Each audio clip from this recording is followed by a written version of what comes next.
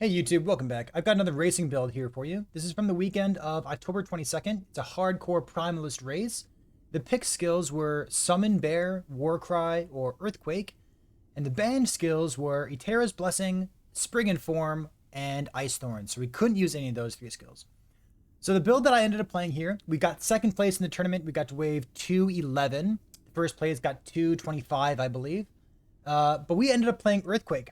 So in the past, I've messed around using Spell Earthquake, but this time around, I wanted to take this weekend tournament as a excuse for me to try out playing Melee Earthquake. And if you think about it, if you've been following along with last Epoch, Melee Earthquake is kind of a brand new build. Because in the past, before this patch, right now, patch 083, in the past, if you wanted to play Melee Earthquake, you would just play Werebear Earthquake. Like Earthquake, Werebear, Bear, Earthquake, whatever you want to call it. One of the most busted builds I've ever seen in this game. You can basically just run around the map and one-shot things. The way that this has changed this time around is that for this patch, if you want to have Earthquake repeated 2 times with like the all 3 echoes, boom, boom, boom, you have to pay the mana for that. And also, there's considerable nerf to the cooldown of charge in Werebear form. I wanted to leave myself open to trying that, so which is why I played a druid in this weekend. I wanted to leave myself open to playing the nerfed version of EQ Werebear. However, because this was only a 4-day tournament, I couldn't get the mace to drop, the Baldur's Wrath. So instead, we just played normal EQ druid, which ended up pretty good. And I want to give you a rundown of the character and some of the differences between spell versus melee, and I guess how this race went for us, because we took second place overall, and honestly, all of these races end up being a lot more fun than I think they're going to be. Arena kind of gets to you. Once you get to the end part of Arena, it's a lot of fun. Maybe Arena Wave 1 or maybe Arena Wave 100 is not particularly fun, but once you get to 180, 190, 200, it's a lot more intense, and it kind of gets your adrenaline going. It's a good time, and I encourage you to try it out if you have any interest in it. So first things first, let's talk about some of the differences between spell and melee for different versions of Earthquake here and why we decided to go melee. Basically, we wanted to try it out, but it's not strictly better, strictly worse. There's some key differences that you get here. Basically, for the flat damage first, if you click on this node in Earthquake, if you're converting this into a spell, you get 80 flat damage. You get 30 physical and 50 lightning, and that's a lot of damage. You get 80 up front, and then you're using a wand, most likely, so you get another 55 or so on top of that, which means you have about like 130-ish damage before any prefixes or before anything else. And if you're using a wand plus a catalyst, that means the requirement for your crit, which is the +6 base crit as a spell build, is going to be on the implicit value of your offhand, which means you get 4 affixes altogether, 2 on your weapon and 2 on your catalyst, in order to build percent increased spell damage, percent crit multi, percent increased spell critical strike chance, which rolls higher than normal critical strike chance does. That's one of those benefits for just being a spell build, right? The other things are you get some Leech already from your mastery. So most of your damage is going to be Fizz, not all of it, because you have a substantial amount of flat lightning damage for that we just looked at. But you get plenty of physical damage Leech's health here. So you have some Leech already, but if you want more Leech than this, you need to go and into your level 68 monolith. What is this one here? What level is this these days? Level 66. In your level 66 Black Sun monolith, you would have to take this as spell damage leached as health. So you'd be sacrificing some crit multi, or be sacrificing some health or dodge or what have you.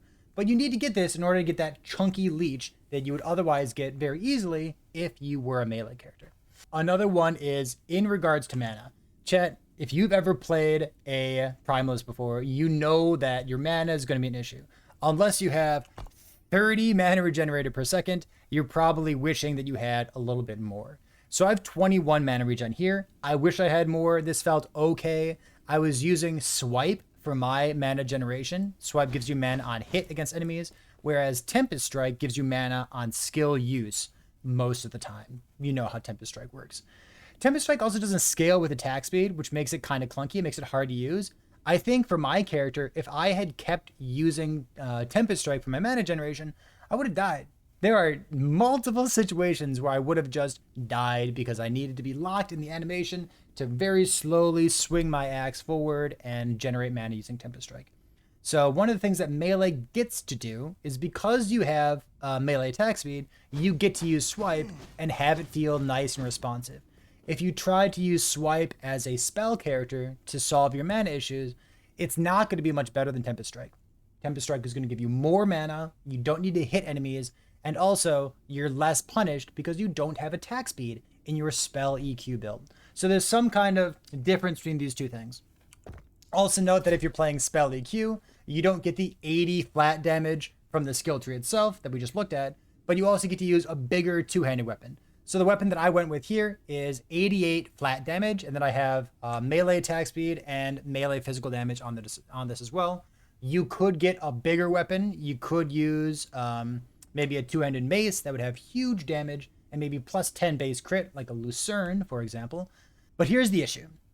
Earthquake has very bad use time, and I think that's going to be one of the biggest hurdles for you to overcome if you're trying to build any kind of melee or any kind of Earthquake character, be it spell or melee. Because you just need a ton of cast speed, or you need a ton of melee attack speed in order to make it so that when you use it, you don't just get run down by monsters in the arena. Because the monsters are very scary, and you don't want to be locked in these animations, it's the same way that you don't want to be locked in the animation of Tempest Strike. It might look like you get a little bit less damage because you have like 140 here as opposed to 130 from the spell build. But remember, if you're using something like Frenzy Totem as well, there's some inherent bonuses for being a melee build. So even though you're probably using Frenzy Totem on a spell build as well, because you want to get the crit, you want to get the damage, you want to get things like that, you also need to recognize that a melee build is going to get plus 25 melee physical damage here, as opposed to a spell build that needs to pass through this, even though it's not getting any damage from it. One more big difference point out between spell EQ and melee EQ is that if you're melee, you have the option of using something like this. For me, I went with a polearm because I wanted base crit, and I was happy with the weapon that I ended up with because I had prefixes of attack speed and flat damage, and then I had an implicit of crit chance. And for me, polearm, that's great. I felt like I already had enough nodes to take, and I wasn't lacking any nodes. If I leveled up even more, I would put a few more points at hide skin, and then I would put some points into Ursine Maw for crit and then generic damage. However, if you wanted some YOLO DPS, you could use a different weapon type, and you could spec into these nodes as well. If you've ever looked at a build from before this patch, if you looked at like the EQ Werebear stuff, you'll see that very often those EQ Werebear builds are taking this, because they're using a mace, because it's a unique weapon, and you need to use Baldar's Wrath. For me, I don't have to. We're using a polearm instead. We have lots of attack speed because we're actually going through the motion of clicking this instead of just having it proc on charge, but it ends up feeling pretty good. Regarding the differences between spell EQ and melee EQ, one of the big things is that if you're going melee, you have the option of going for shield. Because you can't really go spell EQ with a shield. You really want to use a catalyst. You really want to go crit, because it's relatively easy to, because catalysts are so strong in last epoch. But what you could do is try to use a shield along with a one-hander and then just be like extra tanky. I don't think that'd be a good idea for a weekend tournament. If you have insane gear, sure, go ahead and give it a shot. See how melee EQ with the shield works. I think it'd be really good. But I also think that the gear requirement for that's very high, and I would not do it for a weekend tournament. All right, recommendations for you, or even recommendations for myself in the future if I choose to play this build again. So number one, I would say as much mana regeneration as possible. I didn't like using Tempest Strike. Swipe is kind of here, but it has a pretty low range, and I have to be hitting an enemy for it to actually be regenerating any mana for me. So what I wanted was as much mana regeneration to have as little reliance on Swipe or Tempest Strike as possible. I ended up having 18, 20, 21 mana generated per second. If I could get this up to 30 or 35, I think I would feel good about it. That said, it's basically unrealistic for having a 4-day tournament. I would tell you to have as much mana regeneration as possible. We have mana regen on the helmet here as the base. We have a tier 5 modifier on the amulet. We have tier 5 on the belt, tier 4 on one of the rings, tier 4 on another one of the rings, and tier 4 on this relic as well. If you can get like all of those tier 5, maybe even get like an exalted modifier as well, you'll get up to maybe 23 or 24 mana regenerated per second. And I think that's going to make it feel more fun. Less tedious, more fun, less micromanaging. And I think that's really important for playing one of these tournaments. You don't want your mana to get in the way. You just want it to be like something that is taken care of, something that's solved. All right, so recommendation number 2 is not to use a slow weapon. It can be enticing to look at a weapon like a Lucerne, like a two-handed mace that has 140 damage and 10 melee critical strike chance on it. It's enticing to look at that because it's a ton of damage. However, unless you have like 300% increased attack speed, it's not going to end up feeling very good. So I would say don't use a weapon that has a slow base type. I'm using one here that is 0.97. I wouldn't willingly go less than that. I think this is a good place to be. Even when you have Frenzy, even when you have Frenzy Totem, even when you have all those attack speed buffs up, you want to be rewarded for that, not just be brought back to normal. You want to have good attack speed, especially when you're kiting around in the arena. My third recommendation for you would be, for my last skill, I couldn't figure out what I was going to use. I actually ended up speccing into Fury Leap. So here's my rationalization for that. I wanted something that didn't cost mana.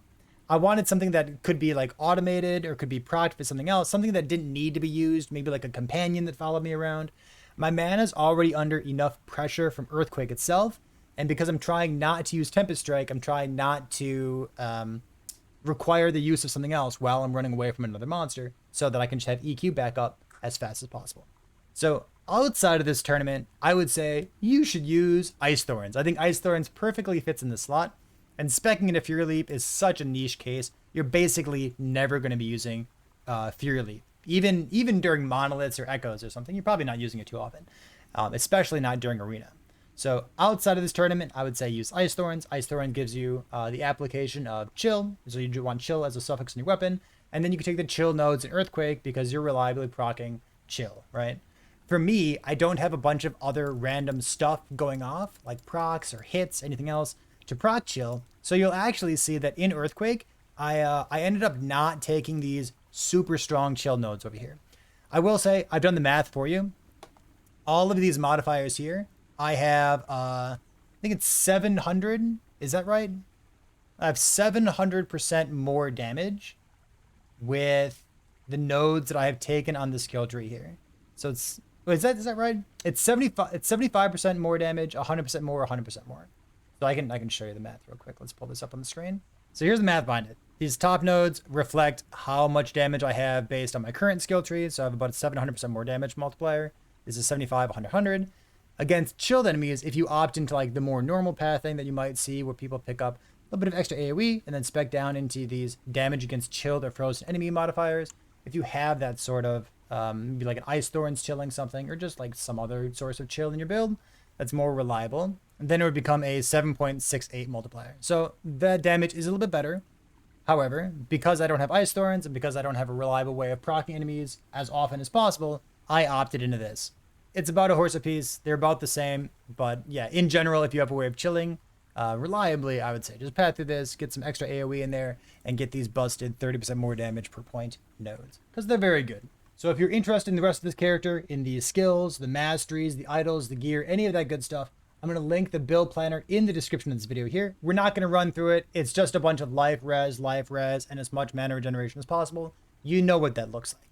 So if you're interested in digging more into this character, please look at the build planner, leave responses here in the comment section here on YouTube. If you're interested, come over to the Discord, ask questions there, or better yet, come check me out, twitch.tv/ParryThePig when I stream live. We have another tournament coming up next weekend, and I'm excited because we're going to be playing in the Sentinel tournament. So that'll be a good time as well. Thanks for being here. If you have any questions, you know where to make that happen. And please, if you like this kind of content on YouTube, let me know. I appreciate you being here. Thanks, and I'll see you next time.